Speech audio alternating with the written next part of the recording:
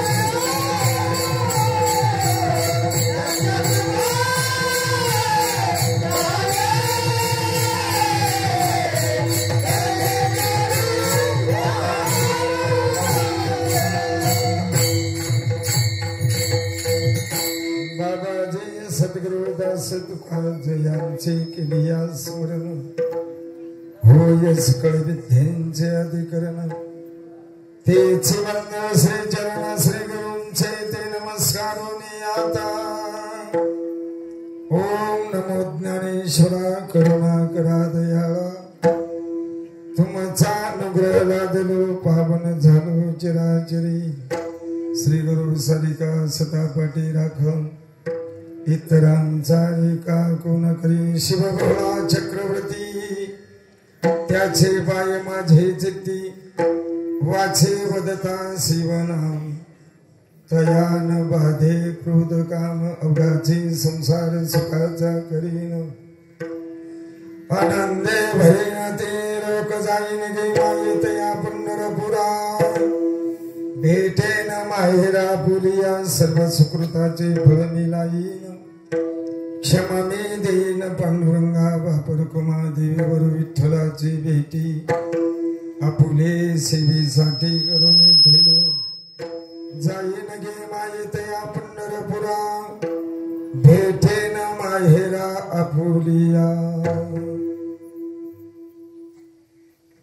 प्रस्तुत भगवान परमात्म्याच्या सेवेकरता घेतलेला भंग अलंकापूर निवासी श्री संत ज्ञानेश्वर महाराज यांचा असा उपदेशपर प्रकरणातील 4 चरणाचा सर्वांच्या पाठांतरामध्ये असणारा भंग आजच्या या सेवेकरता घेतलेला आहे. सेवेला प्रारंभ करत असताना थोडासा परिहार द्यायचा म्हणजे तो असा आपणा सर्वांच्या प्रेमामुळे स्वानंद सुखनिवासी गुरुनाम गुरु विश्राम बाबांच्या आशीर्वादाने स्वानंद सुखनिवासी सद्गुरु शिकवण बाबाच्या आशीर्वादाने या ठिकाणी मला जो येण्याचा योग प्राप्त झाला मी माझं परम भाग्य समजतो. आता वाजले किती ते सांगा मला पहिलं. किती वाजले जीवाजी शेठ? 10 मिनिटं कमी. 11च्या पुढे मी 5 मिनिटही जाणार नाही. तो अर्थ मात्र कुठल्याही प्रकारे कीर्तनामध्ये व्यत्यय येणार नाही याची दक्षता मात्र ग्रामस्थ मंडळीने कार्यकर्त्या मंडळीने आमच्या माता भगिनींनी आमच्या तरुण वर्गाने याची मात्र आपण दक्षता घ्यायची. नियोजन फार सुंदर आहे. वाजवणारे सुंदर आहेत, गाणारी मंडळी सुद्धा सुंदर आहे, टाळकरी मंडळी सुद्धा सुंदर आहेत आणि त्याही पेक्षा श्रोते वर्ग सुद्धा सुंदर आहे आणि त्याही पेक्षा साऊंड सिस्टीम जर पाहिली तर खरोखरच अक्षरशः वाखाणण्यासारखी आहे. ऐका, या संदर्भामध्ये स्वानंद सुखनिवासी सद्गुरु शिकवण बाबा सुंदर प्रकारे आणि चांगल्या प्रकारे माहिती द्यायची. ऐका, 11च्या पुढे मी 5 मिनिटही जाणार नाही. मला माहित आहे चांगलं जेवण सुंदर प्रकारे पंक्तीवाल्याने पंगत घातली आणि त्यामुळे काय म्हणायचं आपण त्याला जबरदस्त हात मारलेला एखाद्या वेळेस पेंग येण्याची शक्यता, झोप येण्याची शक्यता. झोपू नका, बडबड करू नका, कीर्तनातून उठून जाऊ नका, कीर्तनामध्ये टेकून बसू नका. ही आमच्या वारकरी संप्रदायातली परंपरा आहे, वारकरी संप्रदायातली शिस्त आहे, वारकरी संप्रदायातलं बंधन आहे. चला पुढे जाऊया. थोडासा अभंग बाजूला राहील. तुमचं बिघडलंय त्याच्यामुळे माझा सूर लागेल. 1 मिनिट देताय का इकडं? द्या द्या द्या द्या द्या. आणि तुम्ही पण थोड्या दिवसांनी लावायला शिका. म्हणजे पक्वाज लावायला शिका, लाव्या करायला शिकू.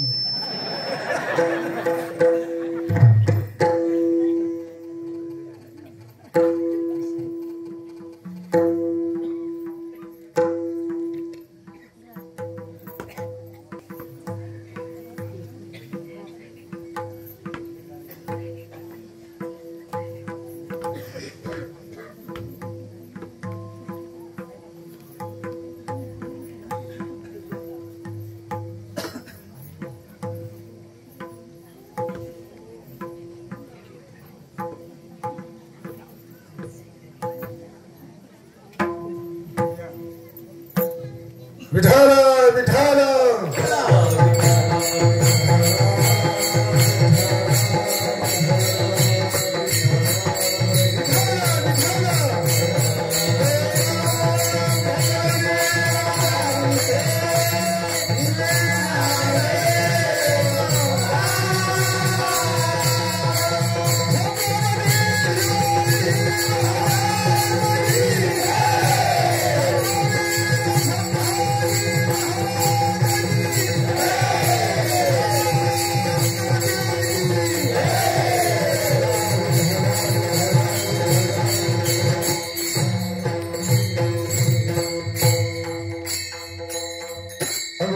संसार सुखाचा करीन आनंदे भरेन तेही लोक जाईन गे मायेत या पंढरपुरा भेटेन माहेरा पुरिया सर्व सुकृताचे फळ मी लाईन क्षमाने देईन पांडुरंगा बापर कमादेवी वर विठ्ठलाचे भेटी आपले सेवेसाठी करून ठेलो जाईन गे मायेत या पंढरपुरा भेटेन माहेरा पुरिया ऐका आपले सप्ताची कमिटी आहे का सप्ताची कमिटी काका ग्रामस्थ मंडळी मिळून करतात हा कमिटी आहे का अध्यक्ष उपाध्यक्ष खजिनदार सेक्रेटरी सदस्य आहेत ना ऐका आता इथं बसलेल्यापैकी जवळजवळ मला तरी असं वाटतं की प्रत्येक क्षेत्रातली मंडळी या ठिकाणी आज श्रवण करण्याकरता या ठिकाणी उपस्थित झाली मी प्रथम अगोदर विचारतो वाडी चालवणार कोण आहे इथं वाडीचा कारभार बघणार कोण आहे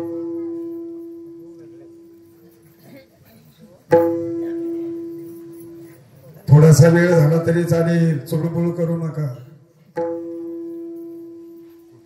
मी माझ्या अभंगाकडे येणार आहे मुद्दाम मी कारण उंचाने माझं नातं हे आगळं वेगळे नुसता सप्ता करून टाकला म्हणून झालं नाही ऐका पुढं वाडी चालवणार कोण आहे का आपोआप वाडी चालते अरे कोणतरी असलच का नाही की वाडीतल्या एखाद्या प्रतिष्ठित माणसाने सांगितलं तर वाडी ऐकते अशी व्यक्ती असेल का नाही आहेत का हो आहे ना कोण आहेत प्रत्येक वाडीत वेगवेगळे आहेत आता नाव कशाला घ्यायचं त्यांना माहित आहे नाव जर सांगितलं तर अंगलटी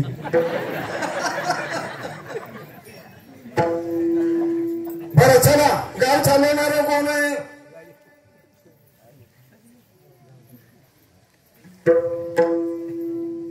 एक समाधान वाटतं या पवित्र भूमीमध्ये आल्यानंतर सिद्ध पुरुषाच्या पदस्पर्शाने पुनीत झालेली भूमी ही सामान्य भूमी नाही गाव चालवणार कोण आहे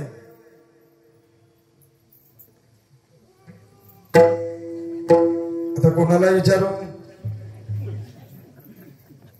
कोण आहे गाव चालवणार बरं चला पुढे जाऊया कुठल्याही कामामध्ये पुढे होऊन काम करणारा किंवा उदाहरणार्थ वाडीला दिशा दाखवणारा वाडीला मार्गदर्शन करणारा गावाला मार्गदर्शन करणारे असे कोण आहे तिथे बसलेले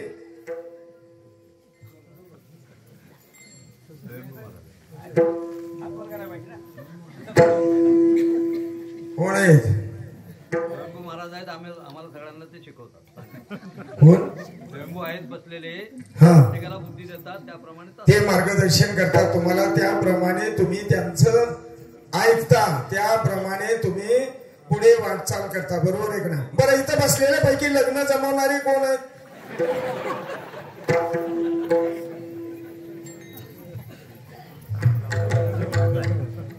कोण आहेत लग्न जमवणारे का तुम्ही लग्न कोणाचे जमवलेच नाही बघा मी मुद्दाम अभंग घेतला हा अवघाची संसार सुखाचा करीन आनंदे भरीन तिन्ही लोक जीवाची शेठ तुम्ही लग्न जमवलेत का नाही कोणाचे जमवले भरपूर जमवलेत आहे ना अजून काही जमवलेली मंडळी असेल इथं, बरोबर आहे. लग्न जमवणाऱ्याला आपल्याकडे काय म्हणतात?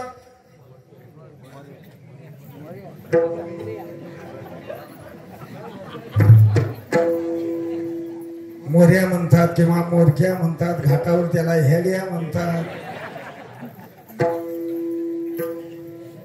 चांगल्या आनंदाची गोष्ट आहे, हरकत नाही. एक समाधान वाटलं. मलाही वाटलं नव्हतं की एवढा मोठा समाज जमेल, एवढी मोठी नियोजन असेल, मलाही वाटलं नव्हतं.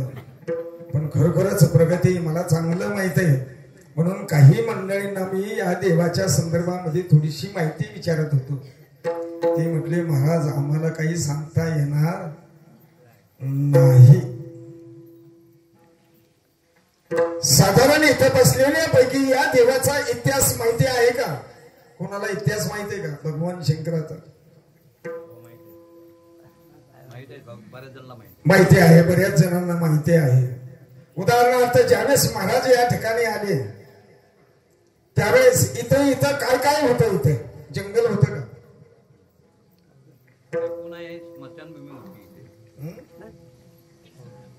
बरं, स्मशानभूमी होती, बरोबर आहे का नाही? या महाराजांचं वास्तव्यच कुठं आहे? स्मशानभूमीमध्ये. आता थोडासा आपण इतिहास बघूया. हे मूळ नाथ संप्रदायाचं हे अधिष्ठान आहे. आढळगाव हे नाथ संप्रदायाचं अधिष्ठान आहे. आता चला, तीर्थक्षेत्र आळंदीमध्ये ज्ञानोबरांना किंमत देणारी तीर्थक्षेत्र स्थानिक मंडळी किती आहेत? मोटार मोजण्या इतकी. तीर्थक्षेत्र पंढरपुरामध्ये पांडुरंगाला मानणारी स्थानिक मंडळी किती आहेत? मोटार मोजण्या इतकी. श्री संत जगद्गुरु संत तुकोबारायांना मानणारी आणि त्यांना किंमत देणारी देऊळगावामध्ये अशी किती आहेत? मोटार मोजण्या इतकी, बरोबर आहे. श्री संत नाथ महाराजांना सुद्धा पैठण गावामध्ये अशी किंमत देणारी आणि मानणारी किती मंडळी मोटार मोजण्याने इतकी आहेत. आता उदाहरणार्थ कदाचित एखाद्या वेळेस ही कदम मंडळी आहे. या कदम मंडळींना सुद्धा आपल्या विश्राम बाबांचा इतिहास माहिती असेल किंवा नसेल तेही मला सांगता येणार नाही. आता आम्ही जे सांगतो ते स्वानंद सुखनिवासी सद्गुरु शिगवण बाबा यांनी सांगितल्यानं ते आम्ही तुम्हाला सांगतो. विश्राम बाबा हे हिमालयामध्ये किती वर्ष होते? किती वर्ष होते? बरेच वर्षाचं वास्तव्य होतं असं महाराज सांगायचे. बऱ्याच वर्षाचं म्हणजे साधारण शिगवण बाबांच्या मुखातून आलेले हे वाक्य. विश्राम बाबांनी 37 वर्ष हिमालयामध्ये तपश्चर्या केली. ऐका, तुम्ही पण ऐका. किती वर्ष? 37 वर्षे विश्राम बाबांनी हिमालयामध्ये तपश्चर्या केली आणि तिथून निघाल्यानंतर मुंबईला आले. आणि मुंबईला आल्यानंतर सुद्धा जॉब, आपण जॉब म्हणतो आहे ना, नोकरी कुठं पत्करली त्यांनी? कुठे नोकरी पकडली? शिगवण बाबा सांगायचे. हिमालय सोडल्यानंतर विश्राम बाबांनी नोकरी केली ती स्मशानभूमीमध्ये. ऐका, विश्राम बाबांना पशु पक्ष्यांच्या भाषा सुद्धा कळत होत्या. पावसाळी दिवस असल्यानंतर तुडुंब भरलेली नदी, त्या नदीवर त्या पाण्यावर घोंगड टाकून त्या घोंगड्यावरती बसून पहिलं तळेला जायचे. तसा इतिहास सांगायला गेलं तर आपलं कीर्तन सर्व संपून जाईल याच्यामध्ये. म्हणून मी नशीबवान आहे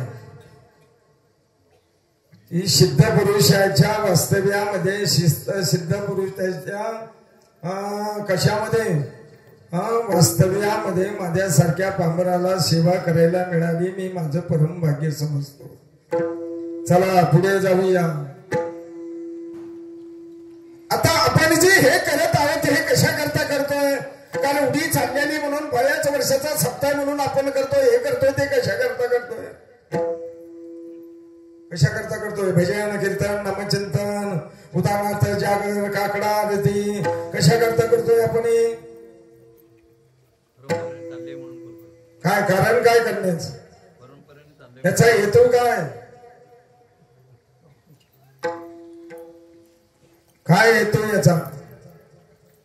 अरे प्रत्येक जण सुखाच्या पाठीमागे लागलेला आहे. दुःख कोणालाही नकोय. प्रत्येक जण सुख मागतोय. मग कदाचित तुम्ही जी एवढी रात्रंदिवस धडपड करताय, उदाहरणार्थ कमिटी असेल, उदाहरणार्थ ग्रामस्थ मंडळी असतील, कार्यकर्ते मंडळी असतील, उदाहरणार्थ वाडीतली मंडळी असतील, बरोबर आहे का नाही? एवढी जी रात्रंदिवस तुम्ही धडपड करताय ते कशा करता करताय? सप्ताह करून टाकणे करता. साधारण आपल्या या सप्त्याला किती वर्ष झाली असतील?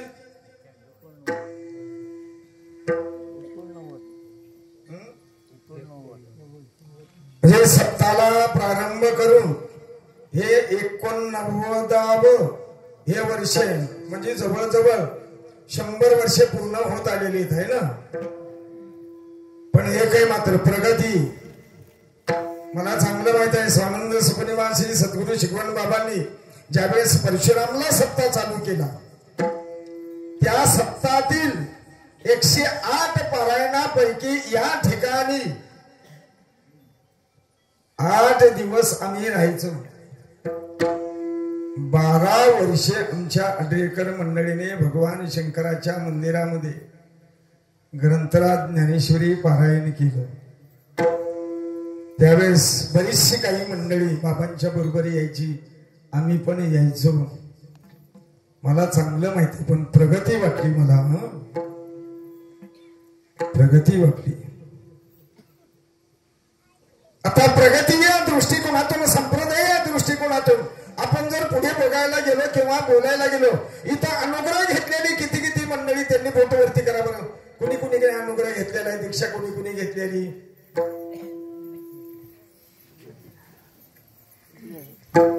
दीक्षा आणि अनुग्रह लक्षात आलं का तुमच्या? मग तुम्ही कोणाच्याही संप्रदायाचे असू दे, हरिओम सतनाम वारकरी संप्रदायाचे असू दे, कोणाचे असू दे, कोणाचेही शिष्य असू दे, कोणाचे मालकरी असू दे, पण अनुग्रह घेतलेली कमीत कमी किती मंडळी असतील? किती असतील वासुबाबा? किती असतील? कमीत कमी मला तरी असं वाटतंय जवळजवळ 50% मंडळी या ठिकाणी आपल्या हरिओम सतनाम वारकरी संप्रदायाची करून दिसत आहेत. घटक दिसत आहेत, घटक. उदाहरणार्थ चला पुढे जाऊया. तुम्ही कुठल्या संप्रदायाचे घटक आहात मला ते सांगा.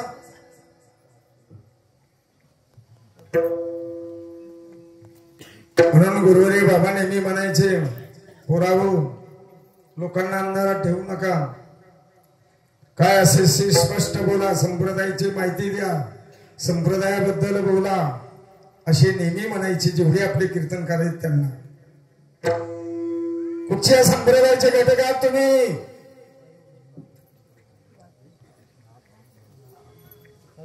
अरे अनुग्रह कुणी कुणी घेतला म्हटल्यानंतर बऱ्याचशा साधकांनी बोट वरती केली. मग कुठच्या संप्रदायाचे घटक आहेत?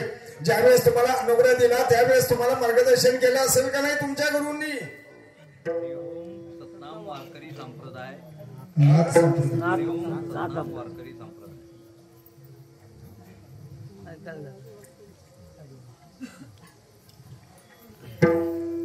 सतनाम वारकरी संप्रदाय हे बरोबर आहे, पण तुम्ही कुठच्या संप्रदायाचे घटक आहात?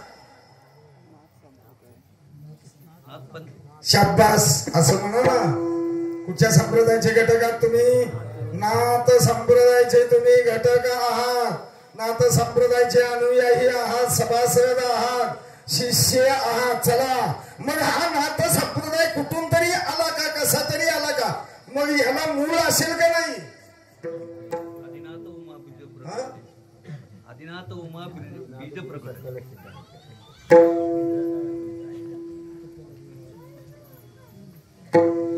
अरे इतर संप्रदाय किती आणि गेली किती त्याचा बुडाले त्याचा मुलाला मार्ग. मग हा नाथ संप्रदाय आला कुठून? या नाथ संप्रदायाचं मूळ कोण? बोला बोला बोला बोला बोला. इकडे पण बोला आणि इकडे पण बोला. कोण आहे? हा महादेव म्हणतात ते मी शंकर म्हणतो. बर चालेल. महादेव बरोबर आहे. या नाथ संप्रदायाचं मूळ कोण? शिव भोळा चक्रवर्ती त्याचे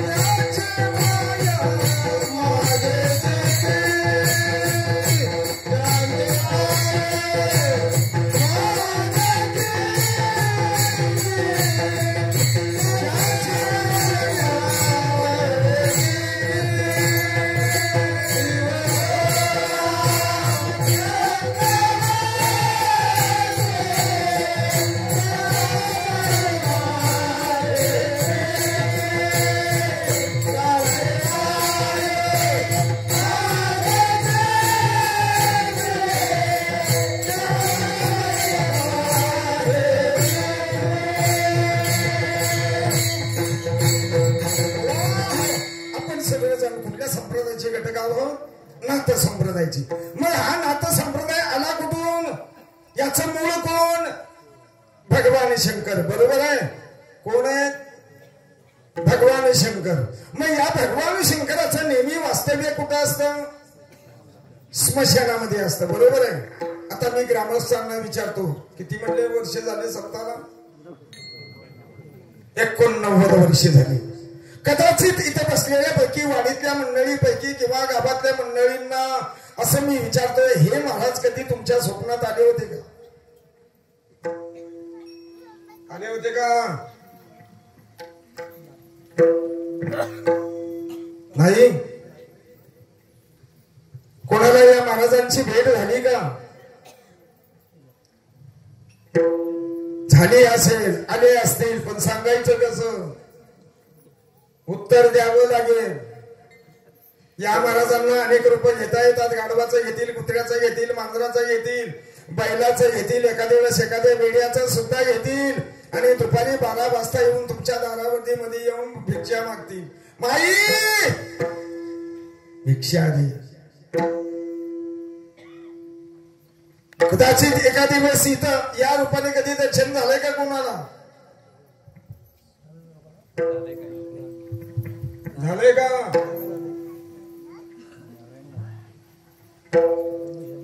नाही. बऱ्याच जणांना झालंय. मग त्यावेळेस तुम्ही काय केलं?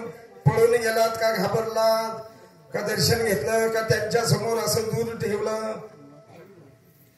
काय केलं? नमस्कार केला असेल आणि बाजूला निघून गेला असा, पण तसं हत्या काही केली नाही ना. चला पुढे जाऊया. शक्यतो पत्ते आणि बंधन पाळा. कुठचं? ऐकून घ्या. रविवारचा दुसरा दिवस आपल्या संप्रदायामध्ये त्याला काय म्हणतात? चंद्रवार. काय म्हणतात? हा बोला बोला बोला. सेठ बोला, तुम्ही बोला. चंद्रवार. चंद्रवार. त्या दिवशी जर त्या महाराजांचं जर दर्शन झालं तर 101% हत्या करू नका. वाटलं तर सर्प मित्र असतो, त्या सर्प मित्राला बोलवा, पण त्या दिवशी मात्र हत्या करू नका. उदाहरणार्थ ऐका, मी माझ्याबद्दलचा सांगतोय असा त्याचा अर्थ नाही. आपण नाते संप्रदायाचे घटक आहोत. बरं, जो गुरुनी दिलेला मंत्र आहे तो तुमच्या पाठ आहे का विसरलात? कोणाकोणाच्या पाठ आहे? कोण विसरलं त्यांनी बोट वरती करा. कोणाकोणाच्या पाठ आहे त्यांनी बोट वरती करा. करा करा करा, लवकर करा. कोणाकोणाच्या पाठ आहे? कीर्तन झाल्यावर मी विचारणार आहे तुम्हाला. बरं, पाठ कोणाच्या नाही किंवा विसरला असे कोण आहेत त्यांनी बोट वरती करा. कोण कोण विसरलं? योग आला तर सद्गुरूंना विचारा. उदाहरणार्थ योग आला आपल्या गुरुबंधूंना विचारा. योग आला तर आपल्या गुरु बहिणींना विचारा. हरकत काही नाही. बरं, उदाहरणार्थ तुम्ही ज्यावेळेस संप्रदायाचा स्वीकार केला, हातामध्ये तुळशी पत्र घेऊन शपथविधी केला, त्याप्रमाणे संप्रदायाचे तुम्ही नेम पथ्य बंधन पाळता का नाही? पाळता काय?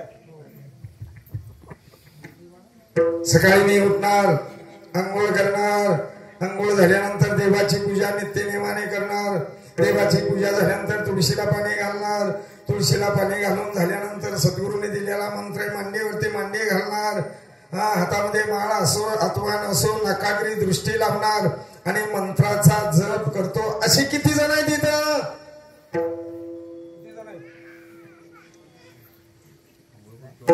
करत नसाल तर करा, करत नसाल तर करा, नाहीतर विसरली तया थोर झाली हनी पचतील खाणी 84.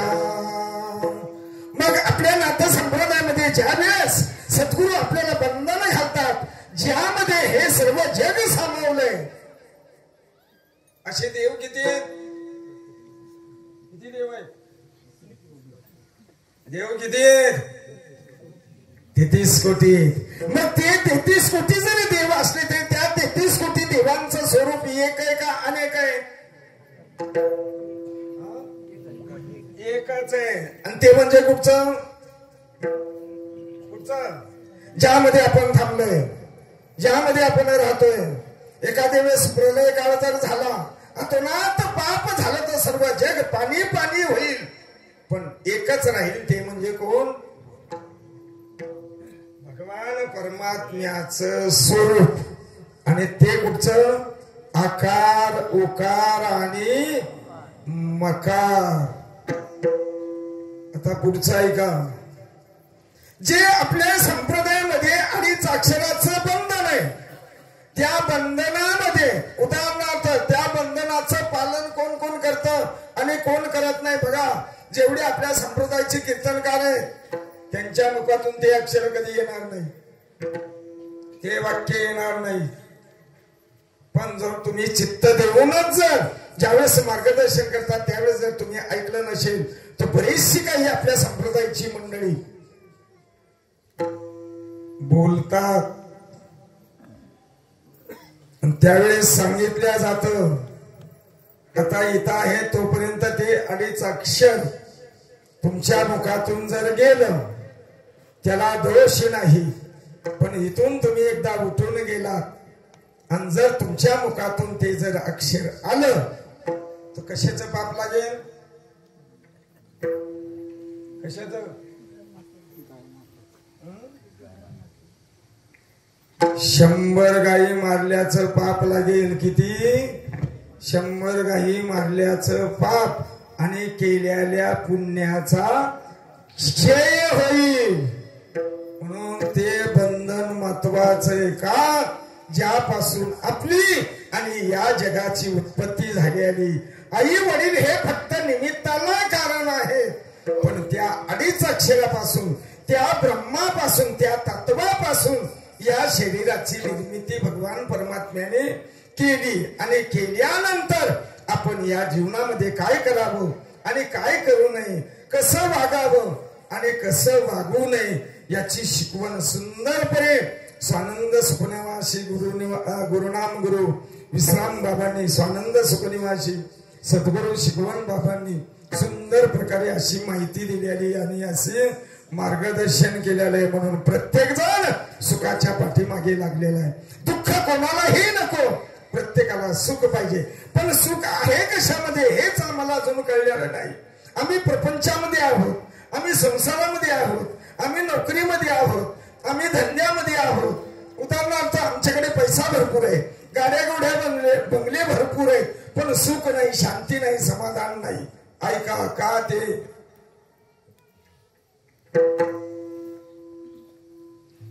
इथं कोण असेल तर राग मानू नका.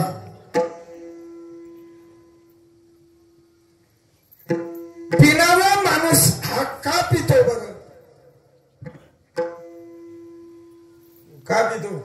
इथं कोण आहे का बसलेल्या पैकी?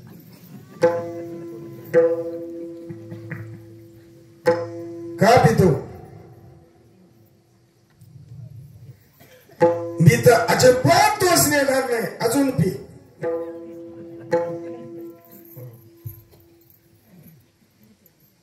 ज्या अर्थी तो पितोय त्या अर्थी तुमच्या घरातलं वातावरण चांगलं नसेल. ज्या अर्थी तो पितो त्या अर्थी तुमची पत्नी तुम्हाला चांगली व्यवस्थित बोलत नसेल, सांगत नसेल, तुमच्या विचाराशी सहमत नसेल. उदाहरणार्थ ज्या अर्थी पितोय, ज्या अर्थी वाईट वागतोय त्या अर्थी तुमच्या घरातलं वातावरण शांततेचं नसेल, समाधानाचं नसेल, त्याला मुळीच दोष देऊ नका. म्हणून दुःखही आपणच निर्माण करतो आणि सुखही आपणच निर्माण करतो. सुखही निर्माण करणं आपल्याच हातात आहे आणि दुःखही निर्माण करणं आपल्याच हातात आहे. थोडक्यात उदाहरण घेऊन सांगतो तुम्हाला. तुमची मुलगी लहानाची मोठी केली, लग्न झालं आणि ज्यावेळेस सासरी जाते त्यावेळेस कोण कोण रडत असतात? कोण कोण रडतात? आई रडते, वडील रडतो, भाऊ रडतो, बहीण रडते, बरोबर आहे का नाही? चुलती रडते, चुलता रडतो, मामा रडतो, मामी रडतो, बरोबर आहे ना? रडतात का नाही? का? लहानाची मोठी करून आज आपण दुसऱ्याच्या ताब्यात देतोय, बरोबर आहे का नाही?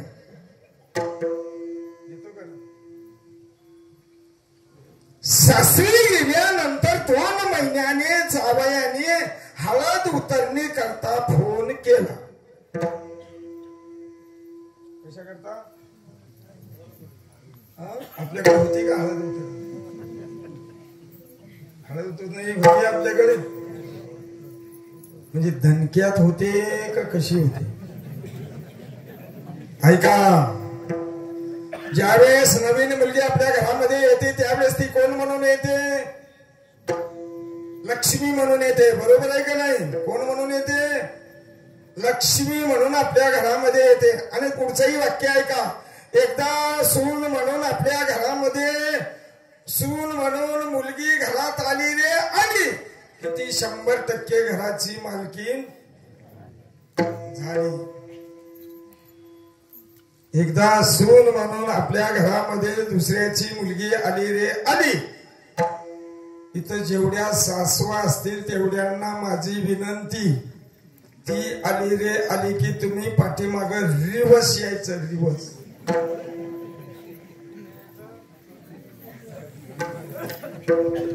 रिवर्स यायचं, पुढं पुढं धावायचं नाही. हा दुसरे का सांगून ठेवतो तुम्हाला. कदाचित एखादी वेळेस तिने घर प्रपंच केलेला नसेल, शिक्षण केलेलं असेल, जॉबला असेल, तिला काही येत नसेल, पण शिकवण्याचा प्रयत्न करा. तिच्यावर चिडू नका, तिच्यावर काय रागावू नका, तिला वाईट बोलू नका, तिच्याजवळ भांडू नका, तिला शिकवण्याचा प्रयत्न करा. पूर्वीच्या सासवाने बेकार होत्या, आताच्या चांगले.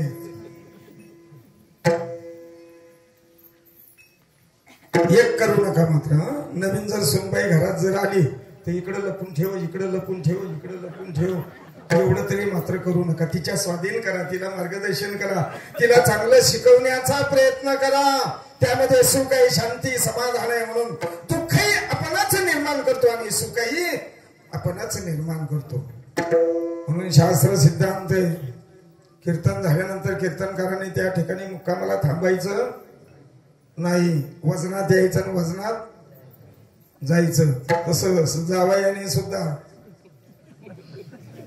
इथं कोण जावई असतील त्यांना सांगतो, सासरवाडीला 3 दिवसापेक्षा जास्त दिवस थांबायचं नाही, वजनात यायचं आणि वजनात जायचं. नसेल आपल्याकडे तर एकाची बॅग, दुसऱ्याची पॅन्ट, चौथ्याचा बूट, 5व्याचा मोबाईल, असं कसं वजनात जायचं आणि वजनात यायचं. लाताळी होईपर्यंत कधी थांबायचं नाही, नाही थांबायचं. जर चौथ्या दिवशी सांगला जर सासऱ्याने म्हटलं ना जावाई एवढा तांब्या उचलून तिकडे ठेवा की समजावं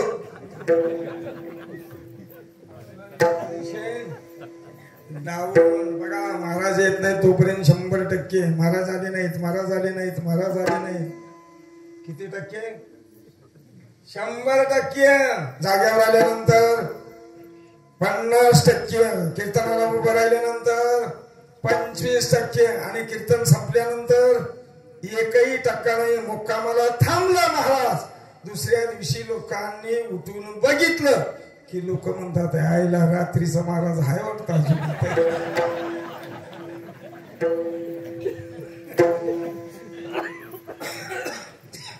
गुरुवारी बाबांनी मी सांगायचे तुम्ही शिकायलाय ना तुम्ही परमार्थ करताय ना मग तुमच्यापासून जर दुसऱ्याला त्रास झाला तर तुमचा परमार्थ फुकट तुम्ही शिकायलाय तुम्हाला त्रास झाला तरी चालेल पण तुमच्यापासून जर दुसऱ्याला भक्तांना साधकांना जर त्रास जर झालाच तर तुमचा तीळ मात्र ही फल त्या पदरामध्ये पडणार नाही ऐका दुःखही आपणच निर्माण करतो आणि सुखही आपणच निर्माण करतो 3 दिवस दोघेही थांबले गुरुवारी बाबा नेहमी सांगायचे जाबाई म्हणजे सासूचं कोण लाडकं सगुण परब्रह्म 3 दिवस थांबलं चौथ्या दिवशी निघून गेलं तेच आपल्या मुलाला आणि सुनेला 3 दिवसाचा एवढा त्रास झाला इथं ठेवू का तिथं ठेवू तिथं ठेवू का इथं ठेवू हे करून घालू का ते करून घालू 3 दिवसाचा एवढा त्रास झालेला म्हणून आपल्या सुनबाईचा चेहरा एकदम असा काय झाला नर्वस झाला नर्वस म्हणून त्या मुलाने सांगितलं बघ तुला 3 दिवस फार जागरण झालेलं आहे धावपळ झालेली आता एक कर आतमध्ये जा साडी बदल मी पण जातो कपडे बदलतो आपण फक्त 2च तास फिरायला जाऊ पण त्या अगोदरचा ऐका ज्यावेळेस आपला जावई आणि मुलगी येत होती त्यावेळेस काय म्हणत होती अख्ख्या वाडीत प्रत्येक घराघरामध्ये काय सांगत होती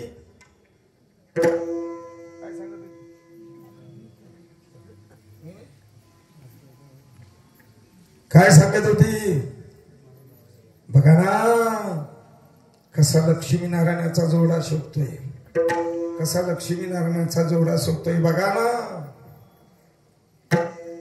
3 दिवसाचा त्रास झाला म्हणून 2च तास आपली सून आणि मुलगा गाडीवर बसून फिरायला गेले अख्ख्या वाडीत प्रत्येकाच्या घराघरामध्ये दौंडी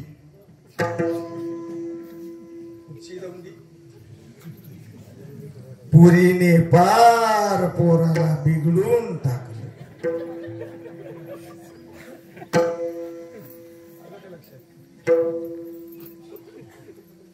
आपली मुलगी आणि जावई येत असताना पाहिल्याबरोबर सासू काय म्हणत होती काय म्हणत होती काय म्हणत होती बोला बोला बोला इकडे काय बोलत होती सासवांना विचारतोय मी काय म्हणत होती बघा ना कसा लक्ष्मीनारायणाचा जोडा शोधतोय कसा लक्ष्मीनारायणाचा जोडा शोधतोय तीच आपली सून आणि मुलगा 2च तास फिरायला गेली काय म्हणत होती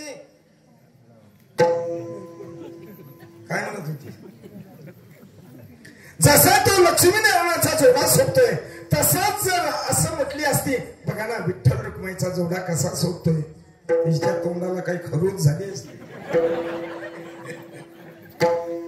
नाही आपलं ते बाबू आणि लोकांचं ते कारट म्हणून सुखही आपणच निर्माण करतो आणि दुःखही आपणच निर्माण करतो उदाहरणार्थ कितीही दुःखाचा असू दे ज्ञानोबारांचा संतांचा हा संसार वेगळा आहे आणि तुमचा आमचा संसार वेगळा आहे पण तरी सुद्धा ज्ञानोबाराय सांगतात मी सुखाचा करीन समाधानाचा करीन आनंदाचा करीन बघा तुम्ही अनुभव घ्या ज्यांनी 100% भगवान शंकराची आजचा कितवा दिवस आहे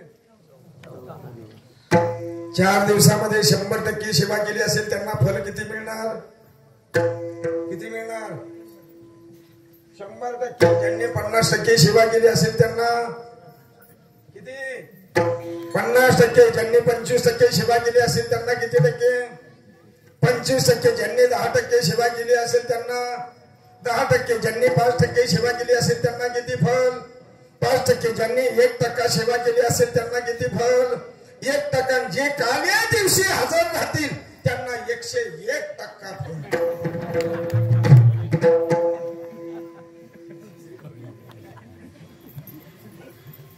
पगार कधी मिळतो? साहेब कधी मिळतो पगार? 1 तारखेला आहे ना. डायरेक्ट 1 तारखेला जातं का पगार मागायला तुम्ही? अरे 1 महिनाभर काम करावं लागतं त्यावेळेस 1 तारखेला काय मिळतो? अरुण शेठ काय देता तुम्ही तुमच्या कामगारांना? पूर्णपणे महिना भरल्यानंतर 1 तारखेला काय मिळतो? पगार मिळतो. जेवढी सेवा कराल तेवढं फळ आहे. जेवढी सेवा कराल तेवढे तुमच्या संसारामध्ये, प्रपंचामध्ये, व्यवहारामध्ये सुखाची प्राप्ती, समाधानाची प्राप्ती, आनंदाची प्राप्ती. म्हणून शास्त्र सिद्धांत आहे, घर असावं ते पारमार्थिक असावं. ज्या घरामध्ये नास्तिकपण आहे त्या घरामध्ये लक्ष्मी नाही, त्या घरामध्ये अवदासा वास करत असते.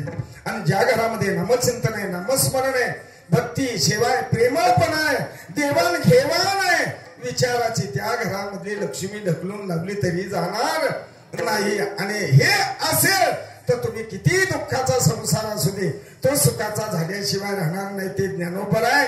अभंगाच्या प्रथम चरणात सांगतो.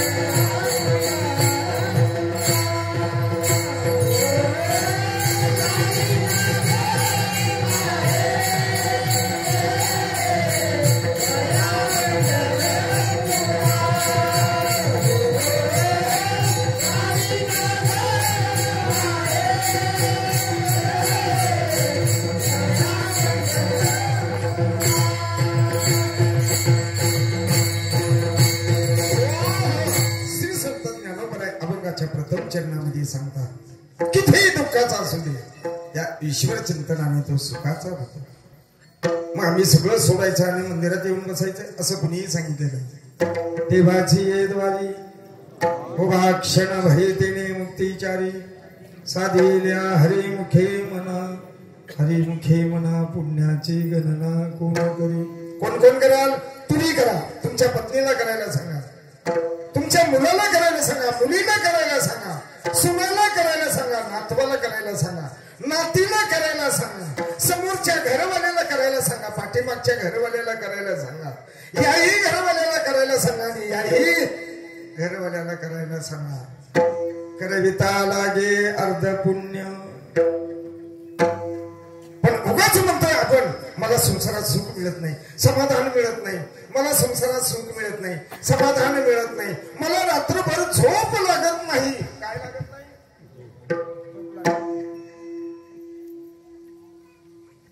झोप लागत नाही. मग झोपेकरता काय घेतात लोक? काय घेतात? ऐकून घ्या. एक वर्म आहे, वर्म. कोणाकोणाला झोप लागत नाही बरं? लवकर खरंच सांगा बोटवरती वरून. मला झोप लागत नाही. कोणाला झोप लागत नाही? बरं पुढे जाऊ द्या. कीर्तनात झोप कोणाकोणाला लागते त्यांनी बोटवरती करा. कोणाकोणाला झोप लागते बघा. इथं एक क्षणात झोप लागणार का?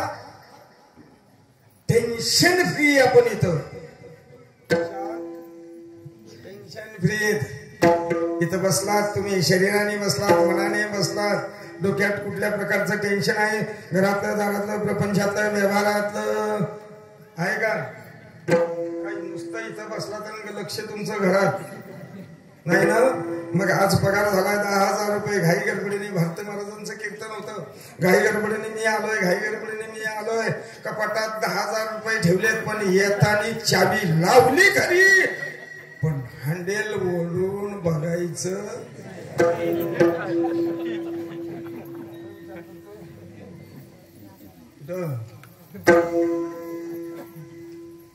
अरे तुम्ही शरीराने जरी इथं असाल, मनाने जरी इथं असाल, जे काही तुम्ही 1-1.5 तास तुम्ही या नामचिंतनात घालवलंय, 100% तुमच्या पदरामध्ये फल पडल्याशिवाय राहणार नाही. नाहीतर लोकांच्या दबावामुळे, वाडीच्या दबावामुळे, गावाच्या दबावामुळे लोक काहीतरी म्हणतील म्हणून चला आपण जाऊ तिथं तोंड तरी दाखवूया.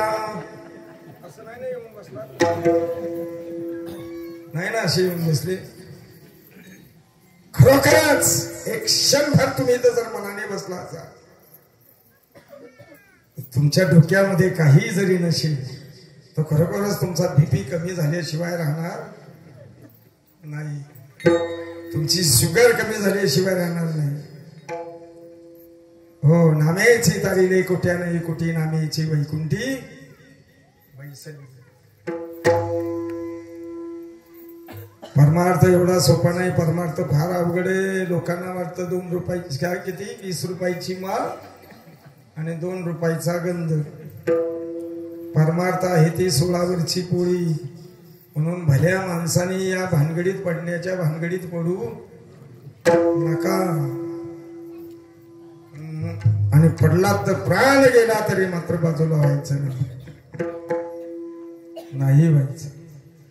सुखाची, समाधानाची, आनंदाची जागा हीच म्हणून ज्ञानोबराय हे अनुभवाने सांगतात. हो, माझा जो संसार परमार्थिक आहे तो सुखाचा करील, पण तो कुठे कुठे कुठे आनंदे भरी.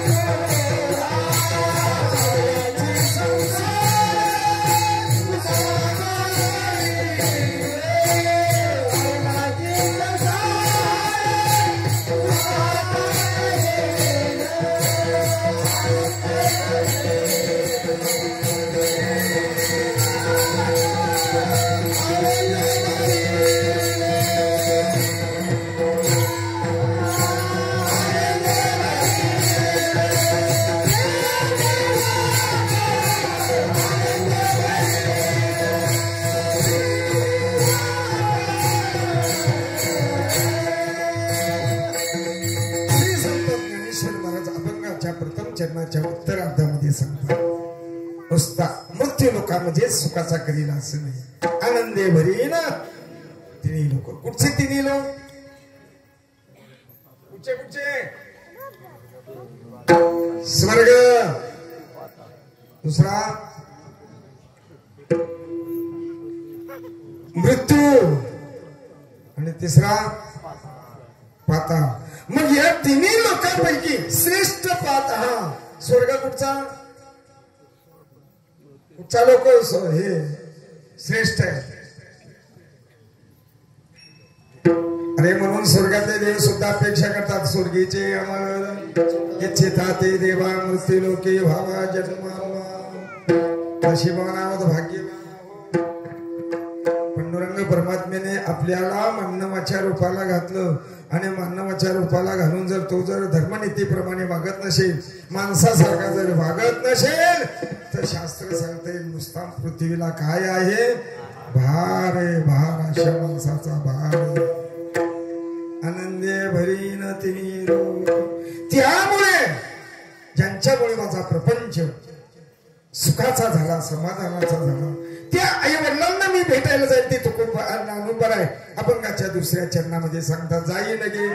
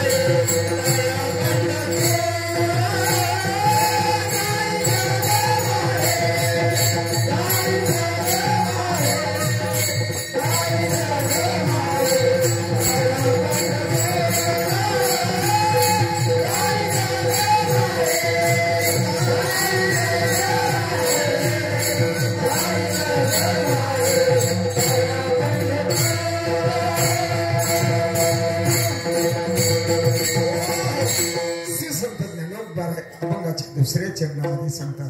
त्यामुळे मला आवड निर्माण झाली. मी त्या आई बापाला भेटायला जाईल. ते आई बाप कुठे? कुठे? पंढरपुरामध्ये. हे पण पंढरपूरच आहे. देव नाही कुठे? विठ्ठल जळे स्थळी भरला रिता ठाव नाही उरला. आज मी या दृष्टीने पाहिला विठ्ठलची विठ्ठलची. इथं सुद्धा पंढरपूर आहे. पण असं वर्णन आलेलं आहे पंढरपुरामध्ये बाप आहे आणि आळंदीमध्ये कोण आहे? ऐका, तुम्ही तुमच्या मुलांना आळंदीमध्ये शिकायला कोणाला पाठवलंय का? पाठवलंय का कोणाला? नाही ना. जर पाठवण्याचा प्रयत्न करत असाल तर एक करा मात्र, आळंदी क्षेत्रातला अभ्यास हा हरड आहे. विद्येचं माहेर घर आहे तीर्थक्षेत्र आळंदी.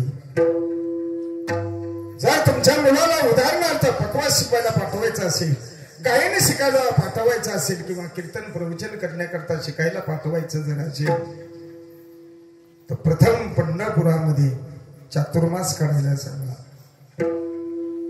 आणि तो चातुर्मास काढल्यानंतर तीर्थक्षेत्र आळंदीमध्ये गेल्यानंतर कितीही हार्ड अभ्यास असला तरी तो काय होतो, सोपा होतो, सोपा.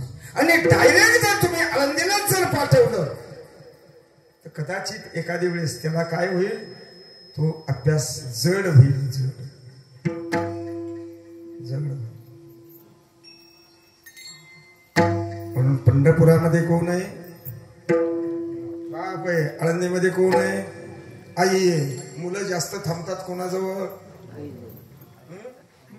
कोणाजवळ थांबतात, बापाने एक सपाटा दिला दिला की मुलं कुठं पळतात. आणि आई काय करते, मग काय करते, डोक्यावर हात फिरवते, समजून सांगण्याचा प्रयत्न करते. बरोबर आहे का नाही, हो, समजून सांगण्याचा प्रयत्न करते.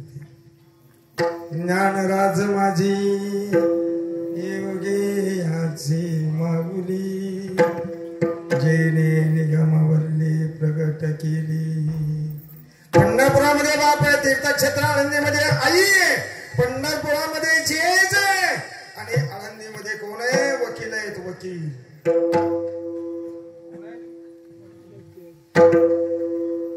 पंढरपुरामध्ये कोण आहे, जेज आहे. आळंदीमध्ये वकील आहेत.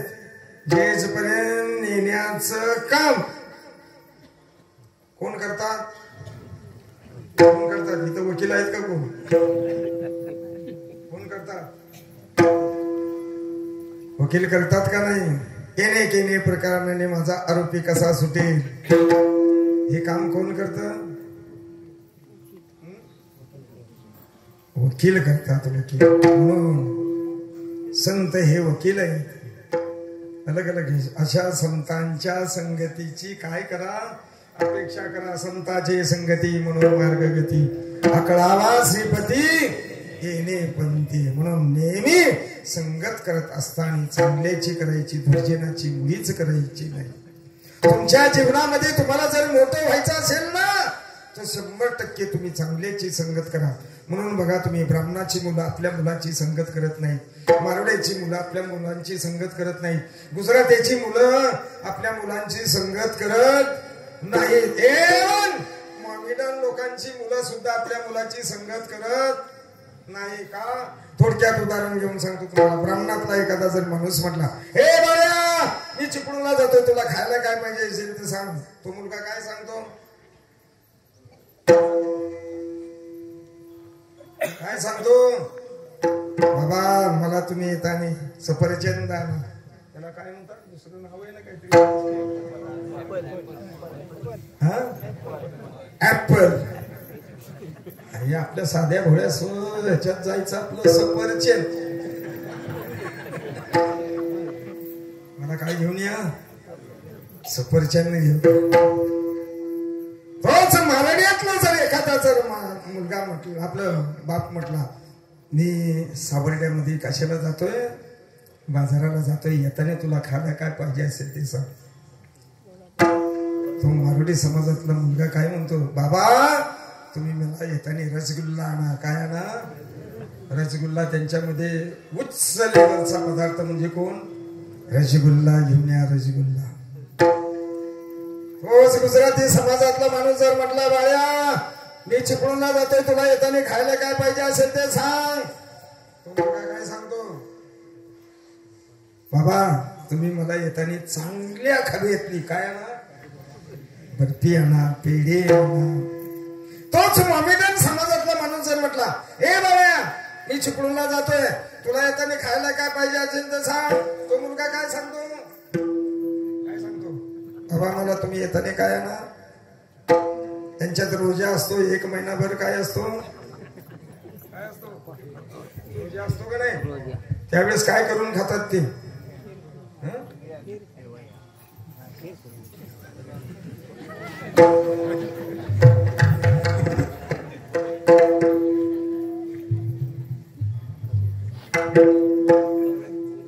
हो सर म्हटलं ना, बाबा मला येताना तुम्ही खायला काय आणाल, तुम्हाला माहिती नाही वाटतं, खीर कुर्मा काय म्हणतात त्या, शिर कुर्मा. मला येताना तुम्ही काय आणा, शेरकुर्मान तेच आपल्या कार्ट्याला विचारा, बाळ्या मी चिपळूणला जातोय, तुला येताना खायला काय पाहिजे असेल तर सांग. आपण कार्ट सांगतोय, बाबा मला तुम्ही येताना आणा भजो नाही तर वडापाव.